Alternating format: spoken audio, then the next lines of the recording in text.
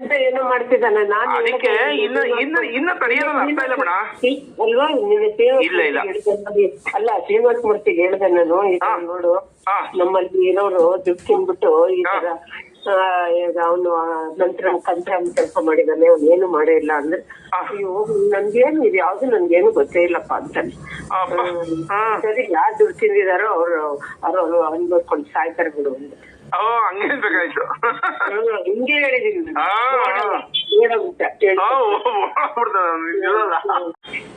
ರಾಜೇಂದ್ರನ ಅವನು ಕೇಳಂಗಿಲ್ವಾ?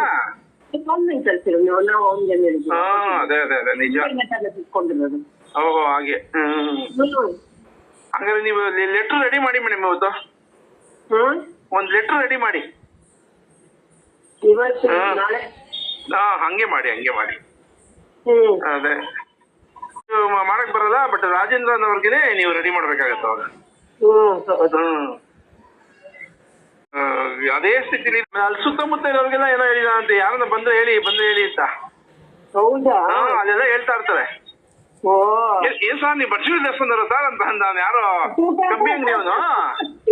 ಯಾಕೆ ಸರ್ ನಿಮ್ಗೆ ಅದೇ ಅವರು ಮಂತಮ್ಮ ಯಾರನ್ನ ಬಂದು ಹೇಳಿ ಅಂದ್ರು ಅಂತ ನವೇತನ ಹೇಳ್ತದ ಪಾಪ.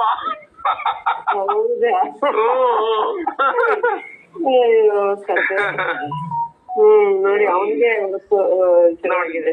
ಅದೇ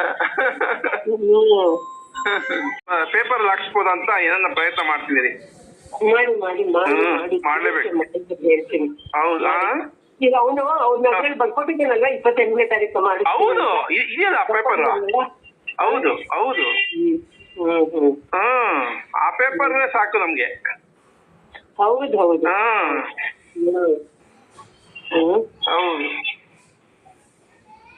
ಈ ಶ್ರೀನಿವಾಸ ಮೂರ್ತಿ ತುಂಬಾ ಇನ್ವಾಲ್ವ್ ಆಗಿದ್ದಾರೆ ಮೇಡಮ್ ಆ ವಿಷಯದಲ್ಲಿ. ಅಯ್ಯೋ ಗೊತ್ತಿಲ್ವಾ? ಅದೇ ಕತೆ. ಏನೋ ಎಸಿ ಅವನ್ನ ಅಲ್ಲಿಗೆ ಹಾಕ್ಬಿಟ್ಟಿದ್ರಲ್ಲ ಯಾತ್ರೆಗೆ, ಎಸಿ ಹಾಕ್ಬಿಟ್ಟಿದ್ರಂತೆ, ಅದೇನೇನೋ ಆಗಿದೆಯಂತೆ.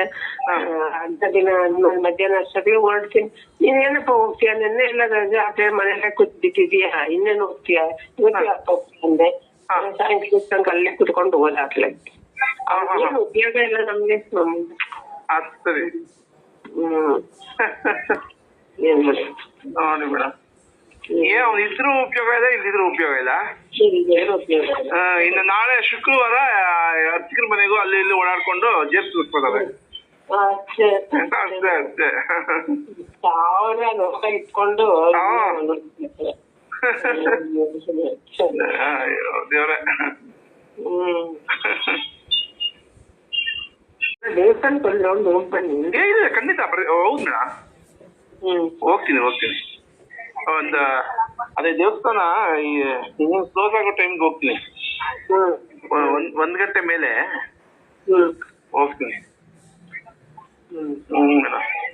ಕೇಳಿದ್ರ ಬಂಧುಗಳೇ, ಇವತ್ತು ಪ್ರಾಮಾಣಿಕವಾಗಿ ಕೆಲಸ ಮಾಡುವಂತ ಕಾರ್ಯನಿರ್ವಾಹಕ ಅಧಿಕಾರಿಗಳಿಗೆ ಶ್ರೀನಿವಾಸ ಮೂರ್ತಿ, ಪದ್ಮ ಅಂತ ವ್ಯಕ್ತಿಗಳು ಹೇಗೆ ದಾರಿ ತಪ್ಪಿಸುವಂತ ಪ್ರಯತ್ನ ಮಾಡ್ತಾರೆ ಅಂತ ಅನ್ನುವಂಥದ್ದು ಇದಕ್ಕಿಂತ ದಾಖಲೆ ಬೇಕೇನ್ರಿ? ಮುಖಮಂಟಪ ಇವತ್ತಿಗೂ ಯಕ್ಷ ಪ್ರಶ್ನೆ ಆಗಿ ಉಳಿದಿದೆ.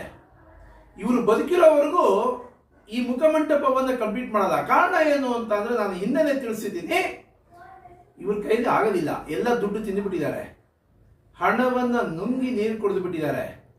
ಕಳ್ಳರ ತರ ಬಂದು ಕಳ್ಳರ ತರ ಹೋಗ್ತಾರೆ ದೇವಾಲಯಕ್ಕೆ. ಆ ಒಬ್ಬ ವ್ಯಕ್ತಿಯಂತೂ ದೇವಾಲಯಕ್ಕೆ ಬರೋದೇ ಬಿಟ್ಬಿಟ್ಟಿದ್ದಾರೆ, ಎಲ್ಲಿ ಮುಖಮಂಟಪದ ಕಥೆ ಕೇಳ್ತಾರೋ ಅಂತ.